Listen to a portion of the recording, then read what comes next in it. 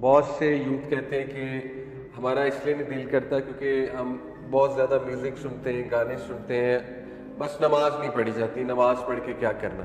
تو دیکھیں، اپنی انگزائٹی کو کم کر دیا کریں اور اپنے تذبذب کو کم کر دیا کریں، اپنی بے چینی کو کم کر دیا کریں، کیونکہ آپ ایک ایسی جگہ پر کھڑے ہو چکے ہیں جہاں پہ امن ملنے والا ہے، اور آپ ایک ایسی ذات کے سامنے کھڑے ہیں جو ٹائم کو کنٹرول کرتا ہے۔ ہم نے اللہ کو پہچانا ہی نہیں، کیونکہ اللہ نے کام کرانا نا، اللہ سبحانہ و تعالیٰ نے ٹائم میں برکت ڈالنی ہے۔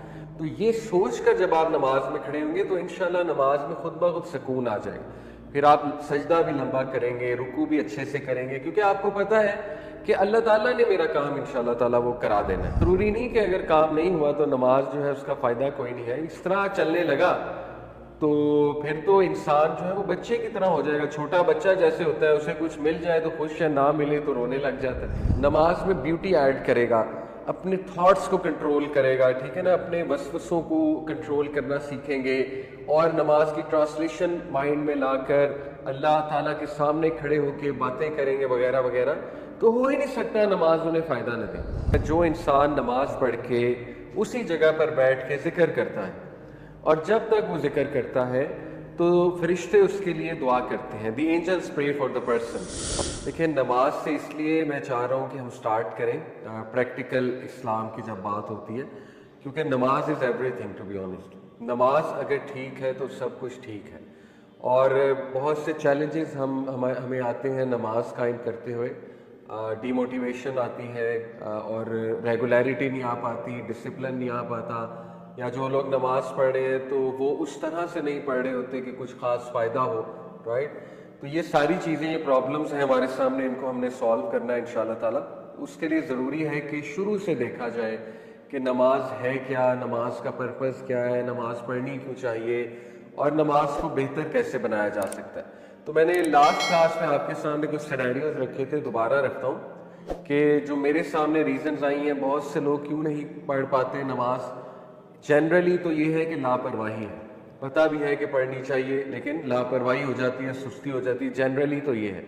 لیکن یہ بھی کچھ ہمارے سامنے ریزنز آئی کہ مثال کے طور پہ خدا نخواستہ اگر کوئی حرام میں ہے، کانسٹنٹ حرام ریلیشن ہے کسی کا، تو ان کو گلٹ ہوتا ہے کہ ہم نماز پڑھ کے کیا کر لیں گے، یعنی ہم تو کانسٹنٹ حرام میں ہیں، ٹھیک ہے۔ تو اس کا میں نے آپ کو بتایا تھا کہ یہ ایک شیطانی وسوسہ ہے، بلکہ نماز تو چیز ہے جو شاید آپ کو نکال لے اس میں سے۔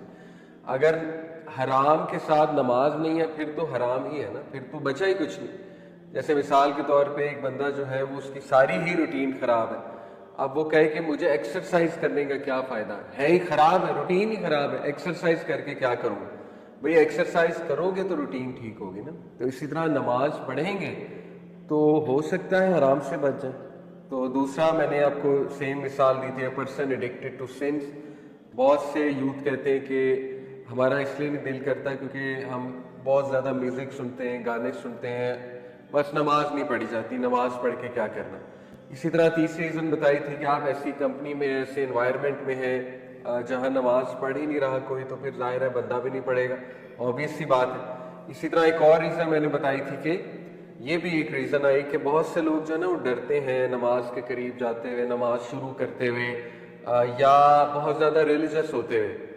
اس کی وجہ یہ ہے کہ وہ یہ کہتے ہیں کہ اگر ہم بہت ریلیجس ہو گئے یا ہم نے دین سیکھنا شروع کر لیا تو ہماری لائف ڈیفیکلٹ بن جائے گی۔ یہ باقاعدہ ایک بیلیف پایا جاتا ہے ہماری نوجوان نسل میں، سم آف دیم وہ تھنک کہ جیسے جیسے آپ ریلیجن میں آتے ہیں تو آپ کی زندگی مشکل ہوتی جاتی ہے۔ تو then again this is a وسوسہ of شیطان۔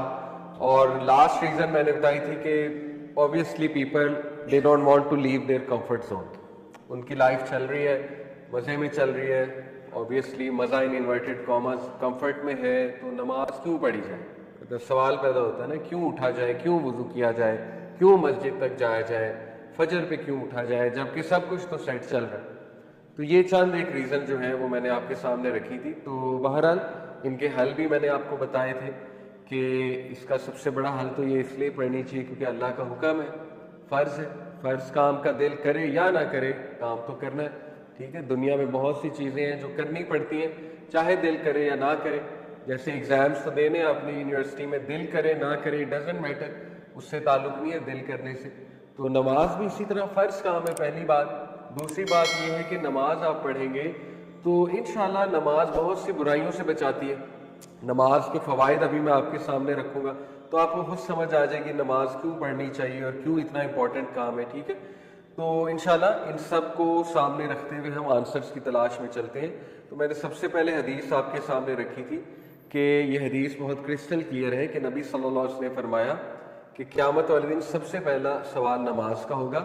جس کی نماز ٹھیک ہے اس کے باقی اعمال بھی ٹھیک ہوں گے, جس کی نماز نہیں ٹھیک پھر اس کے باقی اعمال بھی ظاہر ہے ٹھیک نہیں ہوں گے.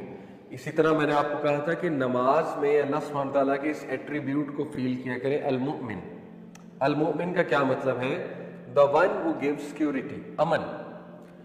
جب آپ مصلی پہ کھڑے ہوتے ہیں تو دیکھیں اپنی انگزائٹی کو کم کر دیا کریں اور اپنے تذبذب کو کم کر دیا کریں, اپنی بے چینی کو کم کر دیا کریں, کیونکہ آپ ایک ایسی جگہ پر کھڑے ہو چکے ہیں جہاں پہ امن ملنے والا ہے اور آپ ایک ایسی ذات کے سامنے کھڑے ہیں جو ٹائم کو کنٹرول کرتا ہے.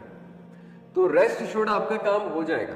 اگر آپ کو فکر ہو رہی ہے, سوچ آ رہی ہے, نہیں میرا پینڈنگ کام ہے, میں نے ادھر جانا تھا, نماز مجھے لیٹ کرا رہی ہے, نماز میرا ٹائم کھا رہی ہے, نماز میرا ٹائم لے رہی ہے, تو پھر ریسٹ ایشورڈ اس کا مطلب کہ ہم نے اللہ کو پہچانا ہی نہیں, کیونکہ اللہ نے کام کرانا ہے نا, اللہ سبحانہ و تعالیٰ نے ٹائم میں برکت ڈالنی ہے. تو یہ سوچ کر جب آپ نماز میں کھڑے ہوں گے تو انشاءاللہ نماز میں خود بخود سکون آ جائے گا. پھر آپ سجدہ بھی لمبا کریں گے, رکوع بھی اچھے سے کریں گے, کیونکہ آپ کو پتہ ہے کہ اللہ تعالیٰ نے میرا کام انشاءاللہ تعالیٰ وہ کرا دینا ہے. ٹھیک ہے, تو یہ جو اللہ کا ایٹریبیوٹ ہے وچ از المؤمن, کہ میں المؤمن کے سامنے کھڑا ہوں جو مجھے امن دے گا, مجھے سیکیورٹی دے گا, میری حفاظت کرے گا. ٹھیک ہے, تو یہ میں نے آپ کو لاسٹ ٹائم کہا تھا. پھر میں نے آپ کو بتایا تھا کہ رسول اللہ صلی اللہ علیہ وسلم نماز کو راحت کہتے تھے اور اپنی آنکھوں کی ٹھنڈک کہتے تھے. ٹھیک ہے, یہ ہمارے لیے سمجھنا بہت ضروری ہے. پروفیٹ حضرت بلال کو کہتے تھے کہ اقامت کہیے, لیٹ اس ہیو ریلیف, ہمیں راحت ملے, تاکہ آپ اقامت کہیے, ہم نماز پڑھتے ہیں ہمیں راحت ملے گی. تو یہ بڑا زبردست کانسیپٹ ہے. اس کے بعد میں نے آپ کو یہ حدیث سامنے رکھی تھی کہ نماز اتنی خوبصورت چیز ہے, اللہ کے ساتھ ملاقات ہے کہ آپ سب سے زیادہ قریب اللہ کے سجدے میں ہوتے ہیں. تو ظاہر ہے کہ اگر آپ اللہ سے ملاقات چاہتے ہیں اور اللہ کے قریب ہونا چاہتے ہیں تو نماز اس کا بہترین ذریعہ ہے. اور پھر ہم نے یہ آیت دیکھی جس میں نے آپ کو نماز کا پرپس بتایا کہ نبی یہ اللہ سبحانہ تعالیٰ قرآن مجید میں سورہ طہ ورس 14 میں کہتے ہیں موسیٰ علیہ السلام کو کہ اے موسیٰ, انڈیڈ آئی ایم اللہ, اننی انا اللہ, میں اللہ ہوں, لا الہ الا انا فاعبدنی, دیر از نو ڈائٹی ایکسیپٹ می, سو ورشپ می, وَأَقِیمِ الصَّلَاةَ لِذِکْرِی, اور موسیٰ نماز قائم کرو کس لیے؟ میری یاد کے لیے, میرے ذکر کے لیے. تو دیکھیں نماز کا پرائمری مقصد ہے اللہ کی یاد قائم کرنا, اللہ کا ذکر کرنا. ٹھیک ہے, اگر نماز پڑھ کے آپ کو اللہ یاد آ گیا تو انشاءاللہ آپ کی نماز ہو گئی.